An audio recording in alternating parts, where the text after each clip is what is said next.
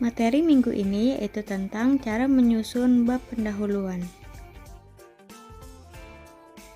Sebelum memasuki ke pembahasan, mari kita simak table of contents dari materi berikut. Yang pertama ada introduction atau perkenalan, berisi mengenalkan dosen pengampu, nama-nama setiap anggota. Lalu lanjut ke bab 1 yaitu pendahuluan, yang berisi tentang latar belakang masalah, rumusan masalah, dan juga tujuan dan manfaat. Selanjutnya ada bab 2 pembahasan, yang membahas tentang apa yang menjadi rumusan masalah dan tujuannya. Dan yang terakhir ada bab 3 yaitu penutup yang berisi kesimpulan, saran, dan juga kritik. Lanjut, yang pertama ada introduction atau perkenalan dari kami. Yang pertama, kami akan memperkenalkan dosen pengampu kita, yaitu Dr. Aisiti Farida SE MSI sebagai dosen pengampu mata kuliah Metode Penelitian Administrasi kelas 4C. Lanjut, di sini ada anggota kelompok 8 dari mata kuliah Metode Penelitian Administrasi. Yang pertama ada Liza Fauzia Azahra, Maudia Novianti, dan yang terakhir Muhammad Akbar Maulana. Lanjut, bab 1 pendahuluan. Seperti yang telah dibahas dalam table of contents bahwa kita ada latar belakang yang termasuk dalam pendahuluan. Latar belakang di sini yaitu setiap karya tulis ilmiah memiliki pendahuluan sebagai bagian dari penulisannya, tidak terkecuali karya ilmiah. Karya ilmiah adalah karya tulis yang berisi tentang pemikiran suatu topik tertentu dengan penulisan yang sistematis disertai analisis logis dan juga objektif, menurut Tanjung dan Ardial. Objektif ilmiah tersusun dari 3 bagian, yaitu pendahuluan, isi, dan penutup. Bagian pendahuluan pada dasarnya digunakan sebagai gambaran besar bagi pembaca untuk mengetahui keseluruhan bahasa yang disampaikan penulis dalam karya ilmiahnya. Pada bagian pendahuluan, terdapat beberapa kaidah yang harus diikuti. Contohnya seperti cara membuat pendahuluan karya ilmiah dan juga contoh pendahuluan dalam karya ilmiah. Pendahuluan merupakan bagian pertama dalam artikel jurnal internasional, disertasi, atau penelitian akademis. Pendahuluan inilah yang menentukan tahap-tahap selanjutnya dalam penelitian. Pendahuluan menjelaskan suatu isu atau concern yang dapat menuntun penelitian. Oleh karena pendahuluan merupakan bagian awal dalam proposal atau penelitian, maka diperlukan perhatian khusus dalam penulisannya. Pendahuluan harus membuat pembaca tertarik pada topik penelitian, menjabarkan masalah yang dapat menuntun pada penelitian, meletakkan penelitian dalam konsep literatur yang lebih luas, dan yang terakhir menjangkau audiens tertentu. Semua unsur ini ditulis secara singkat dalam beberapa halaman saja. Lalu selanjutnya ada rumusan masalah.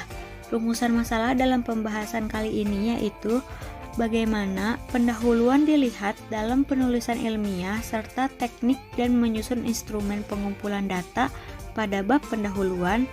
Yang kedua ada apa cara membuat pendahuluan makalah dan membuat pendahuluan dalam bab 1 penelitian.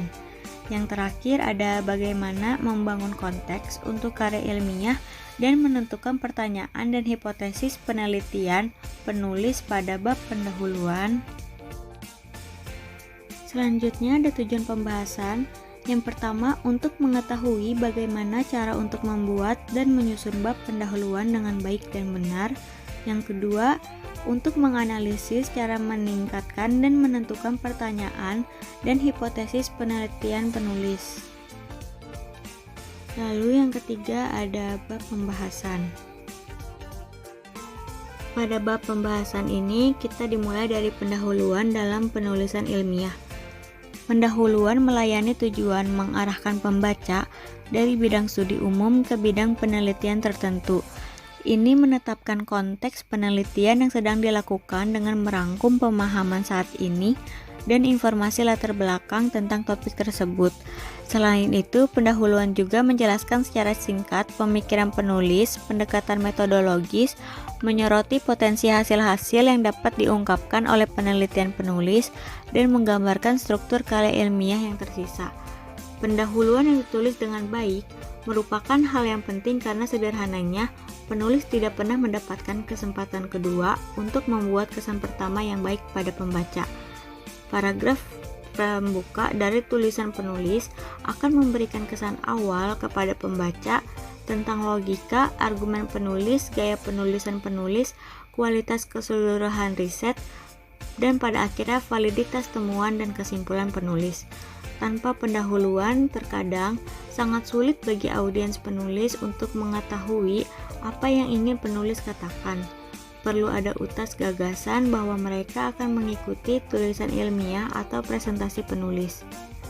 Lalu selanjutnya ada pengertian pendahuluan dalam penulisan ilmiah menurut para ahli. Yang pertama ada Wilkinson, yaitu pendahuluan merupakan bagian tulisan yang memberikan informasi awal kepada pembaca tentang penelitian yang ditulis. Tujuannya untuk membangun kerangka penelitian sehingga pembaca dapat memahami bagaimana penelitian tersebut berhubungan dengan penelitian yang lain. Lalu selanjutnya ada menurut Kamus Besar Bahasa Indonesia, pendahuluan itu sendiri memiliki beberapa makna. Yang pertama, ada sesuatu yang mula-mula dilakukan atau permulaan, dan yang kedua pembukaan atau kata pengantar dari sebuah pidato seperti buku, karangan, dan sebagainya. Lalu yang kedua ada teknik dan menyusun instrumen pengumpulan data. Dalam menentukan teknik dan menyusun instrumen pengumpulan data, ada beberapa hal yang perlu diperhatikan, antara lain yaitu pertama berdasarkan pendekatan dan metode penelitian. Kedua, berdasarkan jenis data yang akan dikumpulkan, dan yang terakhir, tidak semua jenis instrumen penelitian dapat menggali seluruh data yang diperlukan untuk memecahkan suatu masalah dalam kegiatan penelitian. Beberapa langkah praktis dalam membuat instrumen penelitian diantaranya sebagai berikut. 1. Menentukan variabel yang digunakan dalam penelitian. Variabel ini dapat tercermin pada judul penelitian. Lalu variabel tersebut dicari jabarannya dalam bentuk subvariabel yang diketahui dari teori atau penelitian terdahulu. Lalu subvariabel dicari jabarannya dalam bentuk indikator jika ada. Indikator ini dicari jabarannya dalam bentuk subindikator. Jika ada, subindikator ini dibagi lagi menjadi komponen kecil seperti komponen yang dijadikan sebagai butir-butir pertanyaan. Detailnya proses penjabaran suatu variabel bergantung pada luas dan dalamnya penelitian yang akan dilakukan. Selanjutnya, pertanyaan disusun menurut hierarki agar mudah dipakai dalam analisis berikutnya. Selanjutnya ada bagian pendahuluan dalam penulisan ilmiah. Pendahuluan dalam suatu karya ilmiah terdiri atas beberapa bagian, yaitu latar belakang, rumusan masalah, dan tujuan. Latar belakang yaitu menjelaskan hal-hal yang melatar belakangi penulis dalam penyusunan karya ilmiah, biasanya mencakup 3 pertanyaan, yaitu mengapa, untuk apa, dan apa yang membuat penulis ingin menyelesaikan masalah yang dibahas dalam karya ilmiah tersebut. Lalu selanjutnya ada rumusan masalah. Rumusan masalah ini yaitu kalimat atau tulisan singkat yang menjelaskan secara rinci mengenai masalah yang diangkat dalam sebuah karya ilmiah, dan rumusan ini sesuai dengan latar belakang yang telah disusun. Lalu ada tujuan. Tujuan ini yaitu bagian terakhir yang harus ada dalam pendahuluan karya ilmiah. Pada intinya, bagian ini yaitu merupakan tujuan penulis untuk memilih rumusan masalah tersebut. Dan yang terakhir ada manfaat. Manfaat itu sendiri yaitu penelitian karya ilmiah harus mempunyai manfaat. Lalu ada cara membuat pendahuluan makalah. Setelah mengetahui apa saja yang harus ada dalam pendahuluan makalah, maka membuat pendahuluan makalah tidaklah menjadi sulit. Adapun langkah-langkahnya yaitu pertama ada susun latar belakang, lanjut ke rumusan masalah, terakhir buat tujuan, dan susun secara sistematis. Selanjutnya, cara membuat pendahuluan dalam bab 1 penelitian. Yang pertama ada perkenalkan topik karya ilmiah, yang isinya yaitu ungkapan topik penelitian penulis, pertimbangan merujuk kata-kata kunci, definisikan istilah atau konsep kunci apa saja. Yang terakhir ada perkenalkan topik melalui anekdot atau kutipan. Lanjut membangun konteks untuk karya ilmiah. Sedangkan dalam membentuk konteks untuk penulisan karya ilmiah yang bisa dilakukan adalah sebagai berikut. Yang pertama, sertakan tinjauan pustaka singkat, gunakan literatur untuk fokus pada kontribusi, dan yang terakhir, rumuskan dasar pemikiran karya ilmiah. Selanjutnya kita akan membahas menentukan pertanyaan dan hipotesis penelitian penulis. Tahapan dalam penulisan daftar pertanyaan yang akan diajukan, serta hipotesis dalam penelitian yang bisa dilakukan adalah sebagai berikut. Pertama, nyatakan pertanyaan penelitian. Kedua, tunjukkan hipotesis. Dan yang ketiga, buat garis besar struktur karya ilmiah. Yang pertama akan kita bahas yaitu nyatakan pertanyaan penelitian.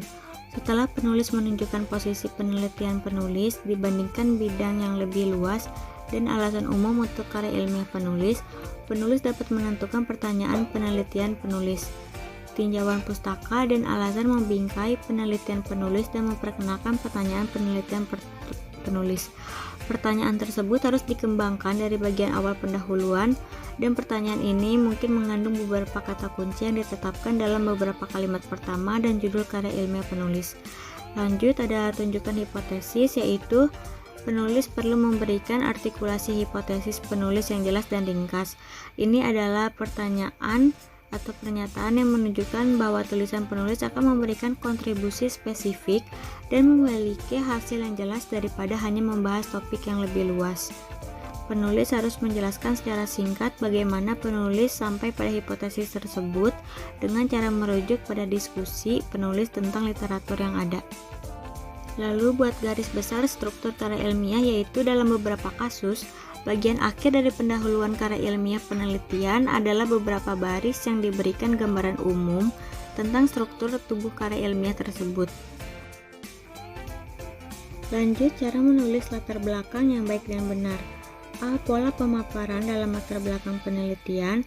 Penulisan penelitian, penulisan faktual, teoritis dan yuridis, dasar dan desain atau harapan dan kenyataan, pentingnya penelitian yang penulis akan lakukan, dan yang terakhir ada solusi yang akan ditawarkan. Mari kita mulai membahas tentang pola pemaparan dalam latar belakang penelitian. Pemaparan latar belakang ini dibahas dan ditulis dalam dua cara, yaitu pertama dengan deduktif, yaitu dengan cara menjabarkan secara umum dulu baru dideskripsikan lebih spesifik, sedangkan induktif yaitu kebalikan dari deduktif, yaitu dijelaskan dulu secara lebih khusus baru ke yang bersifat lebih umum. Selanjutnya yaitu ada penulisan penelitian dibagi menjadi tiga. Yang pertama itu ada penulisan faktual, yakni penulisan yang memaparkan fakta-fakta yang berkaitan atau yang dapat menguatkan penelitian penulis. Yang kedua ada penulisan teoritis, di mana penulisan ini berkaitan dengan teori atau pendapat ahli yang berkaitan dengan penelitian penulis, sehingga dengan adanya pendapat para ahli membuat penelitian penulis semakin diakui kevalidasiannya. Yang terakhir ada penulisan yuridis, yaitu penulisan yang berkaitan dengan aturan-aturan yang diterbitkan pemerintah sehingga memiliki nilai hukum, misalnya pada PP pemerintah atau Undang-Undang 1945. Selanjutnya ada dasar dan desain, yaitu harapan kenyataan. Selanjutnya yaitu penulis memaparkan pada bagian latar belakang penelitian adalah harapan, ekspektasi yang menjadi keinginan atau seharusnya terwujud, atau bisa dikatakan dengan istilah desain. Setelah memaparkan tentang harapan, ekspektasi dan keinginan, selanjutnya penulis memaparkan tentang fakta yang nyata sedang terjadi di lapangan lingkungan. Biasanya harapan dan kenyataan sering mengalami kontradiksi. Penyajian fakta biasanya membawa data konkret seperti data angka dan objek lapangan, hasil wawancara melalui kegiatan observasi dan juga dokumentasi. Pentingnya penelitian yang penulis akan lakukan yaitu biasanya dilampirkan pada bagian latar belakang, dampak-dampak apa saja masalah yang penulis temukan pada penelitian yang akan penulis lakukan jika tidak segera diatasi, misalnya saja memunculkan dampak sistematik atau sistemik dan sebagainya. Dan yang terakhir ada solusi yang ditawarkan, yaitu setelah memaparkan tentang dasolen atau harapan dan desain kenyataan yang menjadi kontradiksi serta kegentingan masalah dalam objek penelitian penulis untuk segera diselesaikan atau diatasi, yaitu biasanya dilakukan untuk mengatasi masalah sehingga apa yang diharapkan tidak sesuai dengan kenyataan bisa terselesaikan. Maka dalam hal ini variabel penelitian akan dipaparkan kelebihannya sehingga diduga bisa menjadi solusi dari permasalahan yang ada. Selanjutnya ada cara menulis pendahuluan. Yang pertama, membuat kalimat pembuka menarik. Dengan pilih pernyataan berani atau pendahuluan dinamis, pilih cerita sederhana untuk mengilustrasikan arah tulisan, tulis contoh untuk mengilustrasikan topik secara konkret, pilih pernyataan luas untuk pendekatan langsung, lalu ajukan pertanyaan yang membuat pembaca berpikir. Jangan mulai dengan definisi kecuali sangat relevan. Yang kedua ada transisi ke topik utama. Langkahnya itu sediakan konteks untuk memberi makna pada pernyataan pembuka. Persempit ide dari luas ke spesifik untuk memfokuskan pendahuluan. Perkenalkan bagian spesifik untuk menetapkan topik. Sediakan informasi secukupnya untuk meyakinkan orang untuk terus membaca. Dan ada tahap menulis ide utama. Yang langkahnya yaitu perkenalan topik melalui pernyataan singkat dan padat, memasukkan poin utama sebagai panduan bagi pembaca, dan yang terakhir, tempakan ide utama pada akhir pendahuluan. Setelah itu ada membuat pendahuluan yang lebih kreatif, yaitu pertama gunakan frasa orisinal supaya pendahuluan lebih menarik. Pastikan pendahuluan sesuai dengan gaya keseluruhan teks. Lakukan revisi setelah selesai menulis seluruh teks. Dan tuliskan pendahuluan setelah inti pembahasan supaya lebih mudah. Selanjutnya ada urgensi yang ada pada pendahuluan. Pendahuluan ini merupakan bab yang penting dalam sebuah karya ilmiah ataupun proposal. Pendahuluan ini mencakup latar belakang masalah, tujuan, dan dampak penelitian, sehingga pada bab ini menampilkan kualitas dari isi karya tulis tersebut. Banyak pembaca ataupun reviewer kecewa hanya setelah membaca bab pendahuluan, mereka tidak mendapatkan hal yang menarik untuk diikuti pada bab selanjutnya. Isi pendahuluan yang umum, dangkal, dan minim kreasi akan menyebabkan karya tulis akan membosankan. Setidaknya terdapat ada 4 hal yang perlu ada dalam sebuah pendahuluan agar dikatakan sebagai pendahuluan yang baik dan juga lengkap. Yang pertama itu ada data dan fakta. Kemukakan hanya data dan fakta dalam bagian awal latar belakang. Fakta dan data tersebut akan menguatkan kalimat utama setiap paragraf sehingga pembaca akan maklum dan tidak protes dengan pernyataan yang kita tawarkan. Tak ada data atau fakta, pembaca akan ragu apakah pertanyaan tersebut benar atau tidak. Contohnya yaitu jika berbicara tentang kemiskinan, maka kita juga harus melampirkan fakta dan data tentang tingkat kemiskinan tersebut. Lalu selanjutnya ada state of art, yaitu data dan fakta yang ditampilkan oleh penulis selanjutnya diramu dengan 2 cara. Yang pertama ada perbandingan dengan teori yang sudah ada atau membandingkan dengan penelitian mutakhir yang menjelaskan fenomena tersebut. Hal yang paling mudah yaitu membandingkan dengan secara umum, misalnya hukum permintaan dan penawaran. Jika tidak ada teori yang dapat dihubungkan, maka gunakan literatur terkini yang seharusnya bisa menjelaskan fenomena latar belakang tersebut. Tetapi kenyataannya berbeda pada proses ini. Penulis berusaha ingin menunjukkan masih ada celah pada teori atau literatur yang ada dan belum bisa menjelaskan fenomena atau fakta yang sedang dikemukakan. Selanjutnya yaitu ada posisi penelitian. Posisi penelitian ini ditunjukkan dengan merangkum berbagai penelitian yang sejenis atau dengan topik yang sama. Kunci pada tahapan ini bahwa dari sekian penelitian terdahulu yang dilakukan, celah yang ingin dibuat oleh penulis memang belum pernah dikerjakan oleh penulis sebelumnya.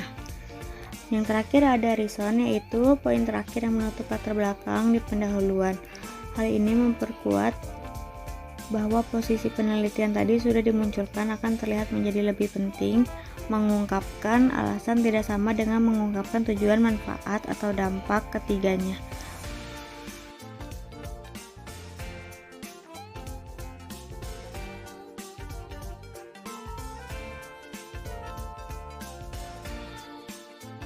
Akhirnya kita sampai pada bab 4 atau penutup yang berisi tentang kesimpulan. Pendahuluan yang ditulis dengan baik merupakan hal yang penting karena sederhananya penulis tidak pernah mendapatkan kesempatan kedua untuk membuat kesan pertama yang baik kepada pembaca.